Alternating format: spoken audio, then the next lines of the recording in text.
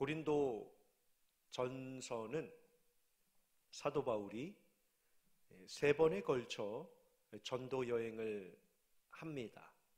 그 3번에 걸친 3차 전도 여행 이제 막바지에 에베소에 들러서 약 2년여 가운데 두란노 소원을 짓고 또 그 가운데서 고린도 교회를 생각하면서 지은, 받은, 기록한 편지가 고린도 전서입니다.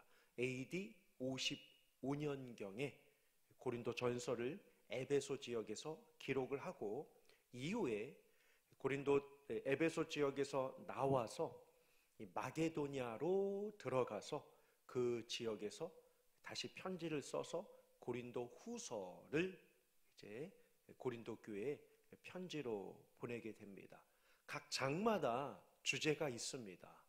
우상을 숭배하지 말 것과 사도에 대한 권리, 혹은 고린도전서 초반을 보시면 분쟁을 하고 또 지혜, 또 믿음, 또 이신칭의에 대한 그러한 이 언급들을 하곤 하지만 총 주제 이 중요합니다. 왜 사도 바울이 하나님의 말씀을 받아서 고린도 교회에 이 편지를 보낸 이 목적이 참 중요합니다. 목적은 고린도전서 1장 9절을 보시면 화면 한번 보실까요? 기록한 목적을 사도 바울이 이렇게 설명을 하고 있습니다. 너희가 모든 은사에 부족함이 없이 우리 주 예수 그리스도의 무엇이요? 나타나심입니다. 예수 그리스도의 나타나심을 기다리는 마음을 하나님께서 내게 주셔서 우리가 다 같이 기다리는 마음으로 이 편지를 함께 나눕시다 라고 하는 이 목적이 고린도 교회를 향한 사도 바울의 마음으로 기록이 되어져 있습니다. 예수 그리스도의 이 나타나심, 우리가 오늘 본문에서 읽지는 않으셨지만 그 7절 다음에 이 8절을 보시면요, 예수 그리스도의 마지막 날까지 이 재림을 또다시 언급하면서 정말 우리가 지켜야 할 것이 있습니다 라고 그 목적을 가지고서 편지를 기록을 합니다. 여러분들께서 아시겠지만 이 1장을 넘어 고린도전서 2장을 넘어가면요, 이 고린도 교회가 물론 은사도 많고 하나님이 주신 다양한 이 축복들로 말미암아 지혜, 영분별, 방언, 통변, 가르침이라고 하는 이 등등의 은사들이 참 많은 교회였습니다. 하지만 은사도 많았지만 어떻습니까? 그 은사에 못지않게 자기 주장이 너무나도 강하다 보니까 이 뭐라고 해야 될까요? 이 그룹이 하나가 되지 못하고 서로 이 분열되어져 있는 이 안타까운 모습들 또한 이 고린도 교회에 잘 등장을 하고 있습니다. 이 아사모라고 한번 들어보셨습니까? 아볼로를 사랑하는 모임, 아사모, 그렇죠? 또 바사모, 바울을 사랑하는 모임, 또 게사모, 게바를 사랑하는 모임이라고 하는 이 모습들로 나타남으로 인하여서 사도 바울이 이 마음이 너무나도 불편했던 것입니다. 그래서 오늘 이 본문에요, 마지막으로 말하노니 고린도 후서 모든 이 편지를 이제 대망의 장식을 하면서 이제 결론을 내리는 중요한 장면입니다. 그리스도의 나타나심으로 시작한 이 편지의 목적도 중요하겠지만 다시 한번 모든 편지의 내용을 알 수 있는 이 결론 또한 정말 중요합니다. 이에 사도 바울이 오늘 몇 가지를 가지고서 신신당부를 하게 되죠. 마지막으로 내가 너희들에게 말하노니, 마지막으로 말하노니 라고 하면서 펼쳐가는 이 바울의 메시지들을 우리가 예수 그리스도를 기다리는 그 마음을 가지면서 함께 같이 말씀을 잠깐 나눠보고자 합니다. 11절 오늘 본문 말씀 다시 한번 보실까요? 마지막으로 말하노니 형제들아, 첫 번째로요, 뭐라고 되어 있나요? 기뻐하라 라고 부탁을 하고 있습니다. 우리가 살면서요, 기쁨을 언제 누릴 수 있을까요, 여러분? 여러분들은 언제 이 기쁨이 찾아오십니까? 물론 여기 계신 분들은 제가 알기로 세상적인 다양한 방법들이 내게 찾아오고 내가 경험하고 내게 주어지고 내가 누린다라고 할지라도 사실 세상적인 기쁨은 그리 오래가지 않습니다. 그러니까 우리의 마음속에 점점 세상을 살아가면서 갈급해하고 필요로 하는 것은 무엇일까요? 세상적인 단순한 이러한 재미나 즐거움이 아니라 영적인 은혜입니다.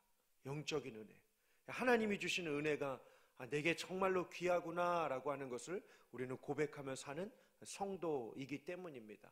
여기에서 이 형제들아 기뻐하라 라고 하는 이 기쁨이라고 하는 이 단어의 원뜻은요 바로 이것입니다. 하나님의 지배를 받는 삶입니다. 하나님의 지배를 받는 삶.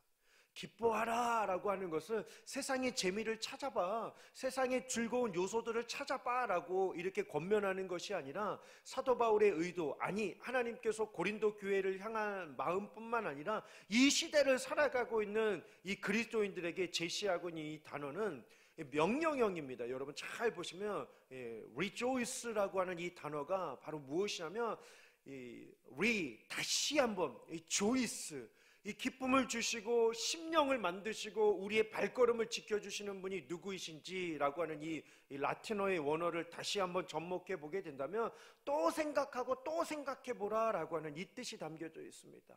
우리의 인생이 어디에서 시작이 되고 우리의 마지막이 어떻게 되는지, 속절없이 흘러가는 이 세월의 이 유속 속에, 빠름 속에서 과연 나의 시작과 나의 마침, 나의 이 모든 것들을 주관하고 계시는 존재가 누구인지를 생각해 보게 될 때 내 모든 것들을 책임져 주시는 그 하나님이 계심을 기억하라 라고 하는 이 단어가 바로 이 rejoice라고 하는 이 단어입니다. 기뻐하라 라고 하는 뜻은 결국 하나님께 지배를 받는 삶을 말씀해 주고 있습니다. 3절 한번 보실까요 여러분? 3절 고린도후서 13장 3절입니다. 이는 그리스도께서 내 안에서 뭐라고 이야기를 합니까? 말씀하시는 증거입니다. 기뻐하라 라고 하는 것은 우리가 무엇을 붙잡을 때 기뻐할 수 있을까요? 하나님의 말씀입니다. 그리스도가 내 안에서 말씀하시는 증거를 사도 바울이 뭐라고 하죠? 너희가 구함이니 그는 너희에게 대하여 약하지 않고 도리어 너희 안에서 어떠한 분이시라고요? 강한 자가 되신다라고 이야기를 하고 있습니다. 세상을 보면 실망뿐입니다. 세상을 보면 두려울 수밖에 없습니다. 하지만 밖을 보지 마시고 우리 안에 계시는 하나님을 바라보며 나아가시는 저와 여러분들이 되시기를 주님의 이름으로 축원합니다. 여러분 우리가요 내 안에 계시는 하나님을 묵상하면 묵상할수록 찾아오는 것이 있습니다. 그게 뭘까요? 감사입니다. 감사입니다. 우리 한번 한 해를 돌이켜보길 원합니다. 하나님이 함께 하신 그 시간들을 기억해 보길 원합니다. 베푸신 은혜들을 우리가 한번 깊이 묵상해 보고자 합니다. 매일매일 바삐 사시느라 참 이러한 시간들을 갖는 게 쉽지 않은 시대입니다. 하지만 이 한 주간만이라도 그러한 시간을 한번 가져보시길 바랍니다. 올 한 해 하나님께서 내게 베푸신 은혜, 하나님께서 내게 주신 축복, 나에게 역사하신 그 능력, 내게 응답하신 기도의 제목들, 그러니까 이러한 것들을 우리가 생각하면 생각할수록 우리의 영은 건강해지게 됩니다. 하지만 바삐 살다 보니까 눈에 보이는 세상, 흔들리는 이 사회를 우리가 보면요 감정적으로 요동할 수밖에 없습니다. 세상적인 생각에 치달을 수밖에 없습니다. 그러면 감사는커녕 불평이 쉽게 나오고 원망이 쉽게 나오고 다툼이 쉽게 나올 수밖에 없습니다. 사실 사도 바울이 펜을 들고 하나님께 말씀을 받아서 이 편지를 기록한 목적이 예수 그리스도의 나타나심이다 라고 이야기를 하고 있지만 사실 이 하나님의 안타까움이요 고린도 후서를 마치는 그 마지막 순간까지 이 편지의 목적이 기록이 되고 있습니다. 그게 무슨 말이냐면 준비된 화면으로는 없지만 우리가 쉽게 볼 수 있는데요. 고린도후서 12장 19절 눈으로 한번 보실까요? 고린도후서 12장 20절입니다. 20절. 편지를 쓰는 와중에서도 사도 바울은 기뻐하였고 기대하였고 기도하는 마음이 있었지만 그들에게 신신당부하는 이 말이 있습니다. 기뻐하라 라고 하는 의도를 알아야 돼요. 왜 기뻐하라 라고 했을까요? 기쁨을 방해하는 요소들이 있었기 때문입니다. 고린도후서 12장 20절 하반절을 보시면 다툼과 시기와 분냄과 당짓는 것과 비방과 수군거림과 거만함과 혼란이 있을까 두렵다라고 이야기를 하고 있습니다. 왜? 있을 수밖에 없죠. 육신을 입고 있는 이상 우리의 몸, 우리의 생각, 우리의 인생에는요, 다툼, 시기, 분냉, 담짓는 것, 비방, 수군거림, 거만함, 혼란, 이러한 것들이 있을 수밖에 없기 때문입니다. 하지만 우리는요, 압니다. 이러한 상황 속에서 분명 하나님께서 내게 기뻐하시는 요소가 있고 사탄이 기뻐하는 요소를 우리는 알고 있기 때문입니다. 우리는 그냥 무방비하게 사는 것이 아닙니다. 우리는 그냥 지혜 없이 사는 사람이 아닙니다. 그 당한 그 찰나 속에서도 충분히 제어할 수 있는 지혜가 있고, 누를 수 있는 용기가 있고, 끊을 수 있는 다짐이 있고, 포기할 수 있는 절제의 마음이 있기 때문입니다. 그래서 사도 바울이 기뻐하라 라고 하는 거예요. 왜요? 우리 마음에 뭐가 있다고요? 아까 보신 13장 3절 말씀처럼 내 안에서 말씀하시는 하나님이 계시기 때문입니다. 우리는 하나님을 기쁘시게 하기 위하여 지음받은 존재임을 우리는 잊지 말아야 할 것입니다.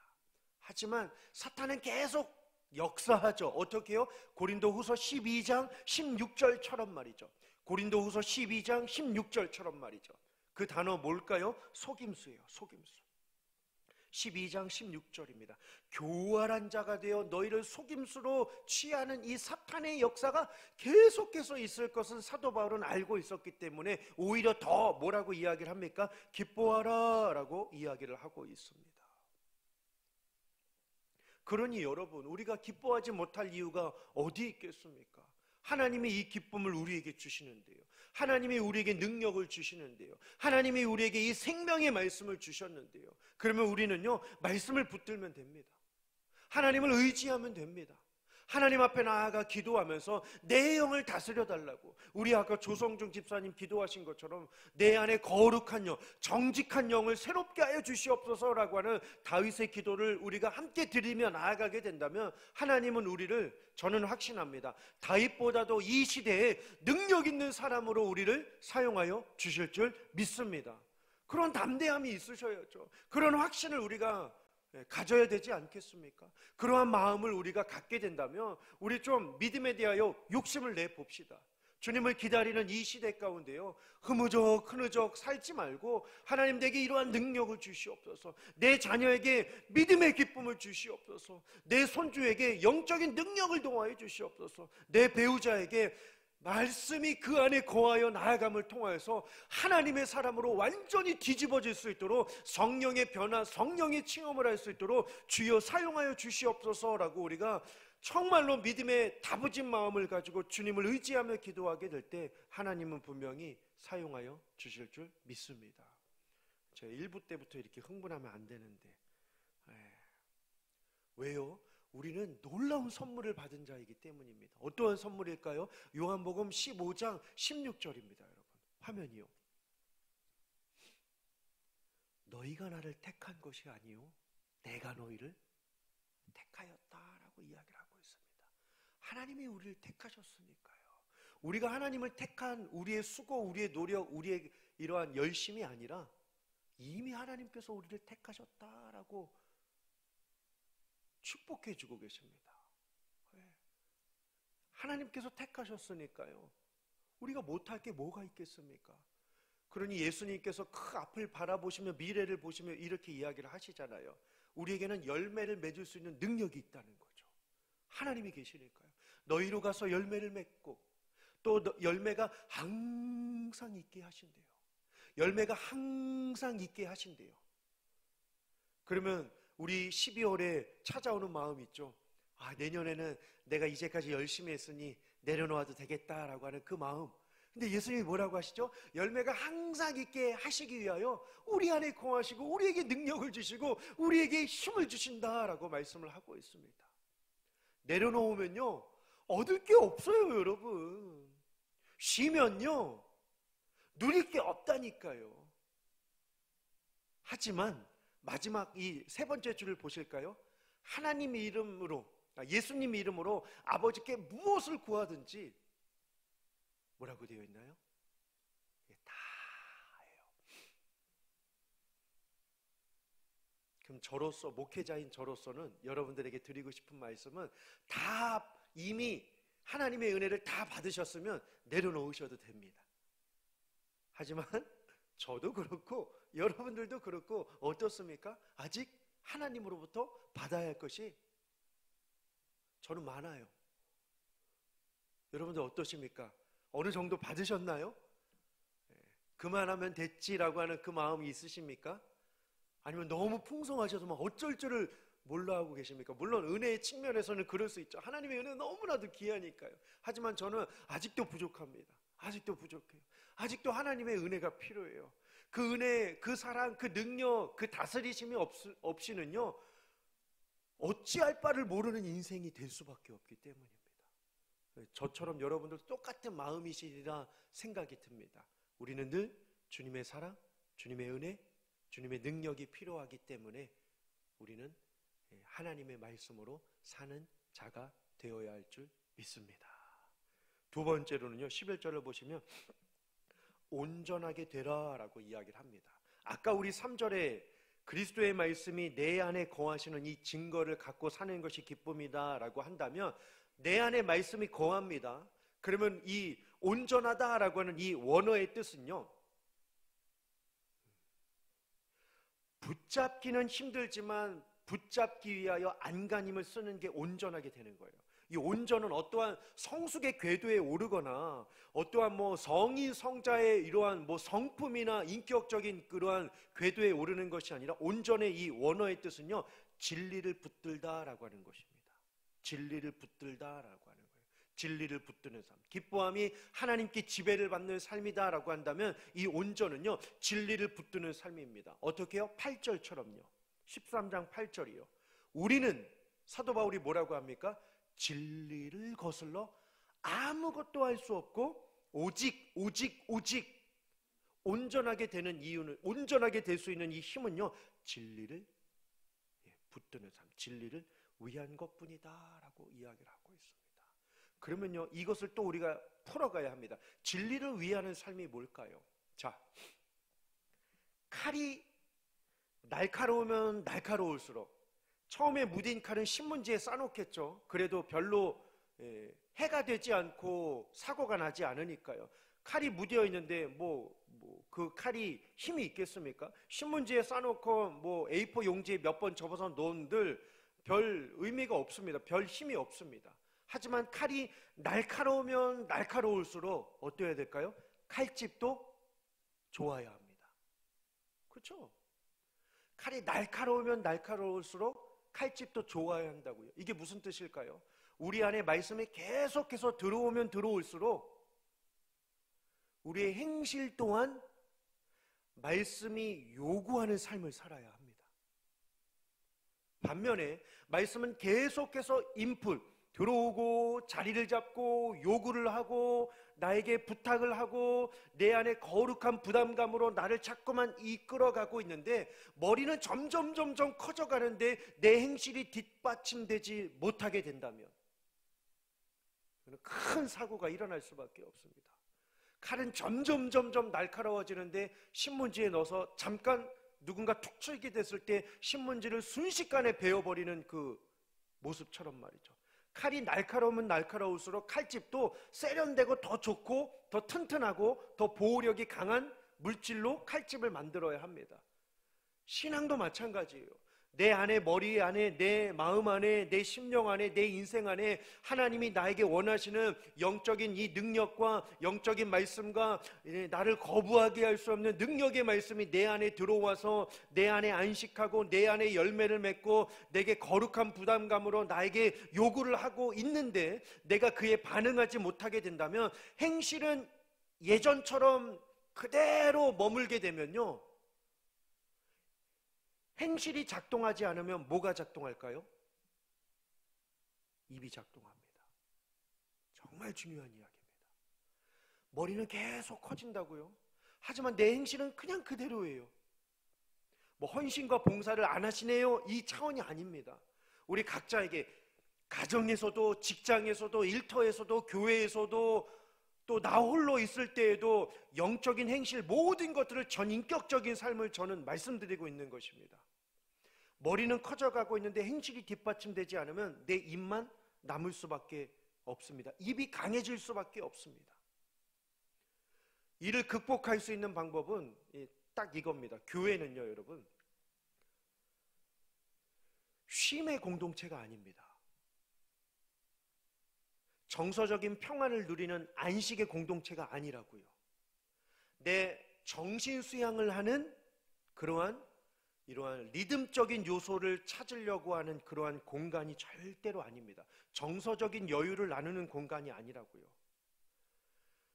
사도 바울이 각 교회마다 보내는 편지들, 아니면 너무 길면요, 이 한 주에요, 대개 돌아가셔서 요한계시록 1장부터 3장까지만요, 그냥 초대교회 7교회에 하나님께서 말씀하시는 이 7교회를 향한 하나님의 이 거룩한 부담감을 딱 한마디로 요약해 보게 된다면, 교회란 몸으로 섬기는 것이 교회다라고 정의를 내릴 수 있습니다. 그냥 내 어려움, 내 평안함, 내 어떠한 요소들을 위하여서 하는 것이 아니라, 교회는요, 여러분, 몸으로 섬기는 것이 교회입니다. 교회.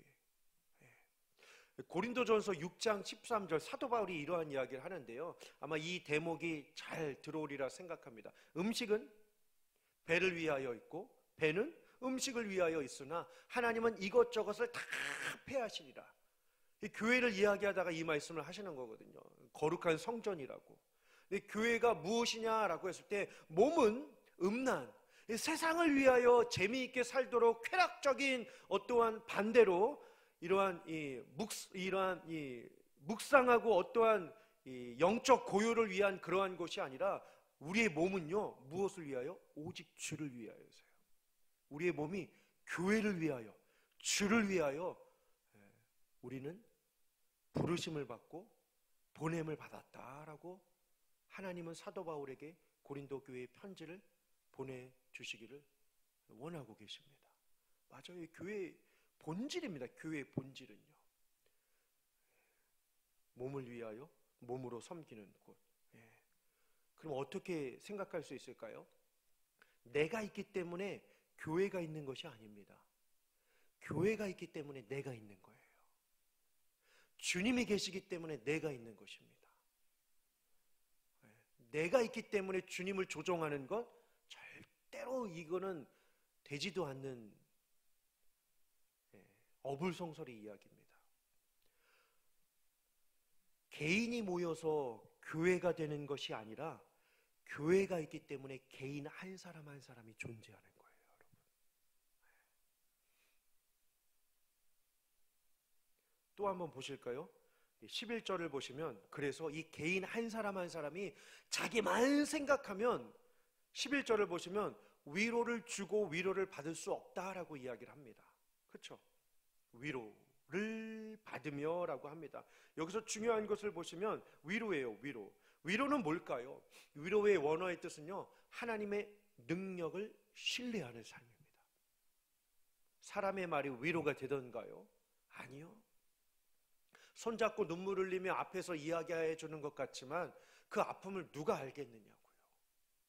본인의 가정 안에서 누군가 암에 걸려서 힘들어하고 있는데, 본인은 정말로 마음이 찢어져서 아픈데, 물론 한두 번 위로합니다, 기도합니다 라고 하지만, 사실 그 상대방의 영혼을 생각하면서 기도해주고 치근한 마음을 가지고 또 이타적인 마음을 가지고 살기란 너무나도 힘든 시대입니다. 이를 위하여서 우리에게 필요한 것은요, 누구에게 우리는 위로를 받을 수 있겠습니까? 하나님의 위로를 받는 것이 가장 평안이요, 가장 큰 힘이요, 가장 큰 능력이 된 줄 믿습니다. 하나님의 위로를 받아야 합니다. 우리는. 그래서 이 위로란 하나님의 능력을 신뢰하는 삶인데요, 4절입니다. 4절 13장 4절을 보시면, 그리스도께서 약하심으로 십자가에 못 박히셨습니다. 인간의 몸을 입으셨기 때문에 약하셨습니다. 하지만 하나님의 능력으로 살아계셨습니다. 그렇죠? 우리에게도 필요한 것은 바로 이거예요. 하나님의 능력이죠. 그리스도가 약하셨지만 하나님의 능력으로 살아나신 것처럼 우리도 인간의 몸을, 육신의 몸을 입고 있지만 하나님의 능력이 있기 때문에 우리는 주님이 주시는 위로의 힘, 주님이 주시는 능력의 힘으로 살아가야 할 줄 믿습니다. 4절이요. 우리도 그 안에서 약하나 너희에게 대하여 하나님의 능력, 반복되잖아요, 여러분. 그렇죠? 하나님의 능력, 하나님의 능력으로 결과가 무엇입니까? 그와 함께 살리라. 아멘이라고 이야기를 하고 있습니다. 하나님의 능력으로 이 땅에서의 삶뿐만 아니라 삶을 마치고 난 이후에서도 하나님과 영원히 산다라고 이야기를 하고 있습니다. 이게 가장 강력한 위로 아니겠습니까? 지금 잠깐의 문제, 잠깐의 고통, 연약한 육신의 문제, 또 질병의 문제, 건강의 문제, 인생에 시름시름하는 그러한 나약하게 하는 그러한 요소들 해결되어 봤자 저는 뭐 불평하는 것은 아닙니다. 해결받았지만 어떻습니까? 또 다른 문제가 찾아오니까요. 또 다른 아픔이 찾아옵니다. 또 다른 질병이 찾아옵니다. 또 다른 염려가 찾아옵니다. 우리는 계속 그 산을 넘어야 돼요. 큰 산, 작은 산, 그 언덕, 그 골짜기, 보이지 않는 안개가 낀 구름이 자욱한 그 인생의 수많은 우여곡절을요 우리는 경험하며 지나가며 겪고 때로는 터지기도 하고 때로는 아프기도 하고 때로는 울기도 하고 때로는 고통스러워하는 이러한 과정들이요 연속입니다. 연속. 하나 해결된다고 마음이 놓이던가요? 아니요. 예상치 못한 목병이 또 터져나와요. 그럴 때일수록 우리에게는요 참 감사한 것이 그렇게 끊임없는 고난의 연속이지만 어떻습니까? 그 고난으로 인하여 우리가 단련이 됩니다. 환난은 인내를, 인내는 연단은 소망을 이루게 하시는 하나님이 계시기 때문입니다. 하나님의 능력이 계시기 때문입니다. 이렇게 생각하시면 어떨까요? 나도 힘들면 내 옆에 있는 사람도 힘들어요. 나도 아프면 내 옆에 있는 사람도 아픈 건 매 한 가지라고요. 반면에요, 욥 친구들 보십시오. 공격만 할 줄 알았지 공감은 하나도 못하더라고요. 단어 하나 차이가 이렇게 커요, 여러분. 공격은 할 줄 알았지 공감은 하나도 못하더라고요. 말로는 그냥 번지르르하게 인과응보 때문에 신상필벌 때문에 너는 이 고통에서 헤어나오지 못하고 끝까지 너는 악인으로 자리 남을 수밖에 없어라고 하면서 친구들이 엄청나게 쏘아댑니다. 손 한 번 잡아주질 않아요. 힘들지라고 그 마음을 헤아려주지 않더라고요. 같이 울기는커녕 넌 이래서 넌 이래서 넌 이래서 얼마나 쏘아대는지 모릅니다. 교회는요 같이 아파해야 합니다. 왜요? 교회는 영적 가족이기 때문입니다. 내 자녀가 아픈데 내버려 둡니까? 내 아내가 힘들어하는데 내 남편이 직장에 스트레스를 받고 있는데 등이라도 한번 쳐주는 것처럼요 교회도 마찬가지입니다. 같이 아파해야 합니다. 서구의 개인주의는 참 멋져요, 여러분. 존중해주고 의견을 경청해주는 개인주의는요 참 멋진 겁니다. 근데 이 개인주의가 어떻게 변질되었습니까? 고질적인 이기주의로 변질되었기 때문에 개인주의까지 무너져 버리고 만 것입니다. 개인주의는 아름다운 거예요. 서로를 존중해주고 의견을 들어주고 약자를 배려하고 나이 든 자가 나이가 적은 자의 이야기도 청종해 줄 수 있는 청출어람의 그러한 경우처럼 말이죠. 존중해주고 이해해주고 받아주고 포용해주는 이러한 개인주의는요 아름다운 것입니다. 하지만 이것이 이기주의로 전락하게 되는 것은 참 가슴 아픈 이야기 아니겠습니까? 자기 힘으로 사는 맛에 심취되어져 있는 이 이기주의는요 좋지 못한 모습임을 볼 수 있습니다. 그렇기 때문에요 이 위로를 주라라고 하지 않고 위로를 받으라라고 합니다.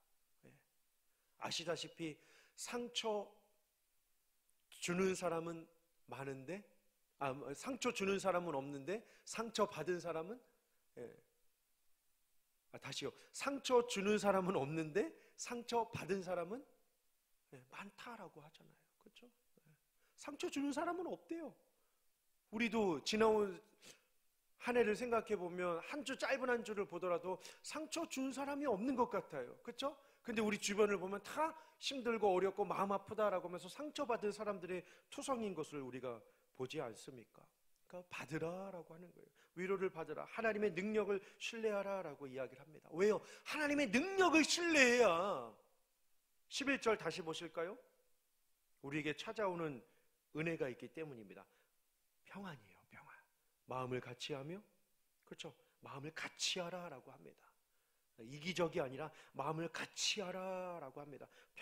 마음을 같이 하며 평안할지어다 라고 말씀하고 있습니다. 이 평안은 뭘까요? 5절입니다. 13장 5절이에요. 믿음 안에 거하는 삶입니다. 5절이에요. 너희는 믿음 안에 있는가 너희 자신을 시험하라, 너희 자신을 확증하라 라고 합니다. 평안은요, 믿음 안에 거하는 게 평안입니다. 여러분, 어디에 있을 때 가장 평안하시던가요? 사우나 욕조 안에, 욕조, 그죠? 욕탕이라고 하나요? 뭐라고 하죠? 사우나에 따끈한 물에 들어가 있을 때, 시원하다. 그때 평안하십니까? 아니면 아무도 없이 나 혼자 방에 있을 때 평안하십니까? 물론 그 평안을 잠깐 누릴 수 있겠지만요, 우리는 영물입니다. 영물. 영적인 존재는요, 어디예요? 그렇죠? 교회 안에 있을 때, 주님 안에 있을 때 평안합니다. 믿으시면 아멘? 네. 그러니 수요 예배 어떻게 하셔야 되겠어요? 금요 예배 어떻게 하셔야 되겠어요? 이 주중 예배 어떻게 하셔야 되겠습니까? 힘을 다해서라도 우리가 주님 앞에 나와야 합니다.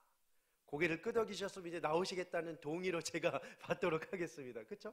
주님 안에 어떻게 해서든지 우리가 힘을 다해서 하나님을 만나며 예배하는 이 마음이 우리 가운데 있어야 합니다. 여러분, 이 평안한 삶.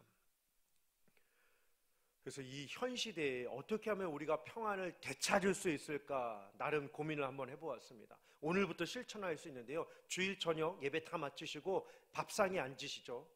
밥상에 앉으십니다. 그러면 밥상에서의 대화부터 한번 시작을 해보시는 거예요. 어떻게요? 서로를 축복해 주시는 거죠. 밥상에서. 작은 가정부터 시작을 하시는 거예요. 밥상에서 시작을 하시는 거예요. 서로를 축복하고, 교회에 대한 아름다움을 이야기를 하시고, 오늘 교회에 갔는데 나에게 성탄 장식이 더 마음에 들어오는데 예수님의 사랑이 들어오더라 라고 하는 이 교회에 대한 이 아름다움, 하나님이 우리 영화교회를 주신 그 목적들을 서로 이 식탁에서 한번 나눠보십시오. 누구야? 하나님이 우리에게 주신 이 교회를 우리는 어떻게 만들어 가야 할까? 한번 제시를 해보시는 거예요. 질문을 던져보시는 거죠. 그리고 하나님께서 우리에게 이 말씀, 성경을 주신 유익함, 요즘에 어떠한 말씀으로 힘을 내고 있니? 어떠한 말씀이 너에게 은혜가 되고 있니? 배우자에게 혹은 자녀들에게 한번 식탁에서 한번 그러한 대화를 한번 해보십시오, 여러분. 아니면 믿지 않는 누군가가 자녀가 있다라고 할지라도 상처받은 영혼이 있고 교회 나가지 않는 누군가 있다라고 한다면 그 자리에서 본인 스스로가요, 오늘 내가 교회 가서 예배를 드렸는데 이 찬양을 불렀는데 참 은혜가 되더라.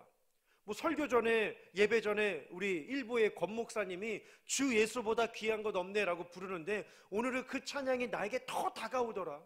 나는 세상에 소망을 두고 있는데 주님께 소망을 더 두어야 되겠다라고 하는 그 마음이 내게 찾아오더라. 이렇게라고 말이죠. 회중 기도를 하는데 그 기도의 대목, 아니면 개인이 기도를 하는데 개인에게 주신 하나님의 그 마음을 가지고 한번 나눠보시는 거예요. 어디에서요? 밥상에서요. 하나님이 주신 마음을 서로 고백하는 자리로 밥상을 한번 만들어 보시면 어떠실까요? 왜요? 반대로요, 차가운 시선으로, 고상한 지식으로 교회를 무너뜨리는 것은 순식간이기 때문입니다. 자기는 지혜롭고 자기는 의롭고 자기는 현명하고 자기는 똑똑한 것처럼 그렇게 이야기하는 밥상일지는 모르겠지만 잘 보십시오. 자기가 이야기할지는 몰라도 듣는 그 대상은요, 결코 긍정적으로 받아들이지 않기 때문입니다. 물론 알고 있는 지식이 강점이 될 수는 있겠지만 개인적인 생각으로 교회나 어떠한 공동체나 어떠한 대상이나 어떠한 모임이나 어떠한 프로그램들을 냉담한 시각으로 이야기하게 되면요, 결코 밥상에서는요 좋은 대화가 이루어질 수 없습니다. 그 이야기를 듣는 그 자녀의 반응도 한번 생각해 보십시오. 내가 교회를 축복하고 믿음을 자랑스러워하고 성도를 존경하고 예배를 사모하고 은혜를 나누는 그 이야기가 풍성할 때 듣는 자녀들의 반응과 무심코 던진 나의 냉소적인 차가운 이러한 세속적인 비판적인 그러한 이야기를 나누었을 때 식탁의 분위기와 자녀들이 반응하는 그러한 모습들 말입니다. 차곡차곡 쌓이면요, 무엇이 은혜가 되고 무엇이 우리의 삶을 망가뜨리게 되는지 우리는 항상 염두에 두어야 합니다. 말은요, 내가 하는 것도 참 조심스럽지만 듣고 있는 자가 있기 때문에 말은 항상 상대방을 염두하면서 말을 해야 합니다. 얼마 전에 사역자들과 식사를 하는데요, 금요일 저녁 식사를 하러 근처에 있었습니다. 그러니까 잠깐 이 식사를 하고 있는데요, 저희 뒤편에 딱 저희랑 또 그 한 팀밖에 없었는데요, 이 대화가 권사님 하면서 막 권사님이세요. 주변 교회, 지역 교회 권사님들이셨나 봐요. 예화가 어떨지는 맞는지는 모르겠지만 권사님들이 식사를 하고 계셔요. 아침 일찍부터 새벽부터 모이셔서 뭐 단풍 구경을 가지셨는지 아니면 어디를 가셨나 봐요. 그러면서 막 좋았던 이야기, 막 재밌었던 이야기, 아유 그거 사올 걸 그랬어 하고 뭐 반찬 담그는 이야기, 뭐 그러게요. 그냥 밥만 먹으면 되지 왜 제 귀는 거기에 막 이만큼. 왜냐하면 권사님들이라고 하니까 귀가, 사역자들이 저한테 뭘 이야기를 하는데 응 하고 저는 사역자들 대화보다도 거기 대화에 막 귀가 이만해져가지고 막 귀가 커져 있는 거죠. 그런데 이제 시간이 점점 금요일이니까 저희도 이제 식사하고 금요 기도회를 준비하러 이제 가야 하는 입장이고, 그 권사님들 네 분도 새벽부터 만나서 신나게 쎄 빠지게 놀다가 이제 헤어져야 하는데 저녁 먹고서 이제 고민을 하는 거예요. 무슨 고민일까요? 집에 가야 되는데 문제가 있대요. 왜요? 차를 교회 앞에다 세우고 왔대요. 아직 이해가 안 되시죠? 그러면서 그 결정이 뭐냐면, 금요 기도회 시간이 되면 성도들이 오는데 성도들이 보기 전에 빨리 차를 빼서 집에 가자는 거예요. 속이 터져가지고 제가 그냥 젓가락을 그냥 빵 놓고, 권사님들이시라면 교회 가야지 지금 뭘 집을 가냐고 하시냐고. 상상 속에서요. 근데 그 권사님들이 빨리 가시더래요. 빨리 차 빼야 성도들을 안 만나고 집에 갈 수 있다는 거죠. 속이 얼마나 타든지 그날 저녁 먹은 거 저 체한 거 있죠. 안타깝더라고요. 그죠, 목사님들? 우리 같이 들었거든요. 집에 빨리 가야 된대요. 빨리 가기 어디 가요? 마지막 새벽부터 놀았으면 그래도 유종의 미는 예배로 드리면서 기도에 가야죠. 권사님들이신데요. 그죠? 아이고, 얼마나 속상했던지요. 그죠? 그 와중에서도 야, 그래도 우리 교회 가자. 그래도 우리 금요 기도회 가자. 이 말 한마디가 중요한데요. 안 하시더라고요. 보세요, 본문에요. 마음을 같이 하라라고 하고 있잖아요. 마음을 같이 하라. 딴 방향으로 말고요. 믿음의 방향으로 마음을 같이 하라라고 이야기를 하고 있습니다. 쉽지 않아요. 기뻐하는 삶, 온전하게 하는 삶, 위로를 받는 삶, 마음을 같이 하여 평안한 삶, 쉽지 않습니다. 하지만 11절 하반절을 보실까요? 여기에 누가 계실까요? 임마누엘이 계십니다. 하나님이 너희와 함께 계시리라. 이 분이 계시기 때문에 우리는 기뻐할 수 있고 온전하게 될 수 있고 위로를 받을 수 있고 평안할 수 있습니다. 그 주님이 우리에게 오셨기 때문입니다. 그런데 더 놀라운 것은 그 주님이 다시 오시기로 우리에게 약속해 주셨습니다. 그러면 내적으로는 우리가 주님의 말씀과 주님의 오심으로 충만한 은혜로 채워져야 할 뿐만 아니라 외적으로는요, 어떻게 살아야 할까요? 오늘 말씀의 적용입니다. 11절 하반절이에요. 거룩하게 입맞춤으로 서로 문안하라. 아멘. 뭘까요? 영접의 준비를 서로 함께하라 라고 이야기를 하고 있습니다. 영접의 준비를 서로 함께하라 라고 말이죠. 고난은 있습니다. 하지만 고난 속에서 우리가 믿음 잃지 않는 삶이 되길 원합니다. 오늘 말씀 요한복음 6장 39절 40절 말씀 보시고 말씀을 마치도록 하겠습니다. 나를 보내신 이의 뜻은 내게 주신 자 중에 내가 하나도 잃어버리지 아니하고, 언제요? 마지막 날에. 어떻게 해요? 살리는 이것이니라. 아멘. 하나도 잃어버리지 않는다라고 합니다. 그러면 우리는요, 거룩한 입맞춤, 복음을 전하는 것입니다. 주님이 오십니다. 마라나타, 마라나타. 아멘. 주 예수여 어서 오시옵소서. 살려주시기 위하여 주님이 오신대요. 40절 뒤요. 내 아버지의 뜻은 아들을 보고 믿는 자마다 무엇이라고 합니까? 영생을 얻는 이것이니 마지막 날에 내가 이를 다시 살리리라 하시니라. 아멘. 기도하시겠습니다.